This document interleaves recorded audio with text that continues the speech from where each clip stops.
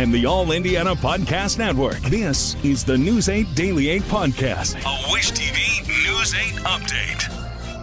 Hello, I'm Jeremy Jenkins, and this is your News 8 Daily 8 Podcast for Tuesday, March 25th. We begin with efforts to find a suspect after an attempted robbery on Indy's northeast side. IMPD says that suspect shot a gas station clerk during the incident. It happened just before 1 this morning at the Marathon station on 38th and North Oxford. Officers say they found the employee inside with gunshot wounds.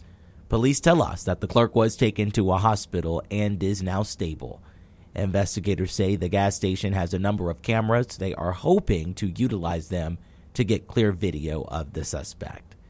Well, a woman is dead after a late-night shooting also on the city's northeast side.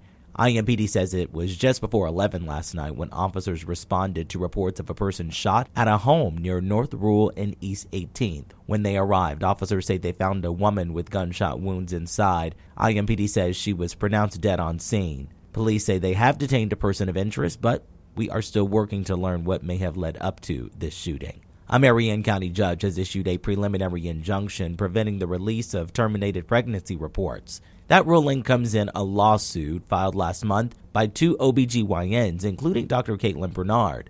The state disciplined the Indianapolis doctor 2 years ago for talking to news reporters about a 10-year-old girl who traveled to Indiana from Ohio for an abortion. The reports contain data about individual patients. Last year, the State Department of Health settled a lawsuit with an anti-abortion group and agreed to again make the reports public. Anti-abortion groups have previously used those reports to file complaints against doctors who provide abortion care. At the State House, Governor Braun has until today to decide whether to sign 7 bills into law. So far, his office has confirmed he will sign one of them. That bill would create an online portal connecting farmers with government officials. Another bill on the governor's desk is a new version of the legislation barring people from coming 25 feet within police conducting investigations. A similar law was passed 2 years ago, but struck down by federal courts for being unconstitutionally vague. The new version of the bill would let officers keep people back if they have reasonable belief that the person may interfere with police duties. An Indianapolis woman is stepping up to support grandparents raising grandkids. It's a foundation that is deeply affected by gun violence, made up of grandparents raising their grandchildren. News 8's Britt Noble reports. Dr. Delilah Hood has 2 grandsons. She moved to Indianapolis and noticed the gun violence in her community. You have gun violence, you have parents that one is incarcerated and then one is deceased, and the children are left to go live with the next of kin, and the next of kin are likely to be the grandparent. And so that being said, that population do not get the support that they need. Dr. Hood says many grandparents in the Circle City live on fixed incomes or retirement. They may battle financial struggles, legal hurdles, and emotional challenges as they step up to raise their grandchildren. Now she's working to provide resources and support to build strong, healthy families. Her initiative includes support groups, childcare, computer literacy training, and formal guardianship education. Grandparents, mark your calendar for the Easter basket giveaway. This is for the grandparents raising grandkids. It will be held on Saturday, April 12th at the Community Alliance on the East Side. If you would like to hear my full conversation with Dr. Hood, please subscribe to the Noble Thoughts podcast. This way you'll be alerted when the new episode is available. I'm Brittany Noble for Wish TV, wishtv.com. Follow us on Facebook for updates. Let's talk sports. The Pacers remain red hot. They have now won 5 in a row and 7 of the last 8. The Pacers helped out by a barrage of threes, 9 of them in the third quarter alone, including one from Tyrese Halliburton. He had 24 points. Obi Toppin had 20. The Pacers never trailed in the 119-103 win. They will attempt to extend this winning streak tomorrow night at home against the Lakers. When it comes to the weather, it won't be the sunny day we had yesterday. Storm Track 8 says there will be gloomy conditions and showers in some spots. Meteorologist Marcus Bailey has your News 8 Daily 8 forecast. It's not bad here in the city, but I do want to caution you that we might have to dodge some raindrops here today, and it may be kind of the beginning of what could be an active stretch here that we're going to be monitoring over the coming days. Let's start with Storm Tracker, who has the rain this morning.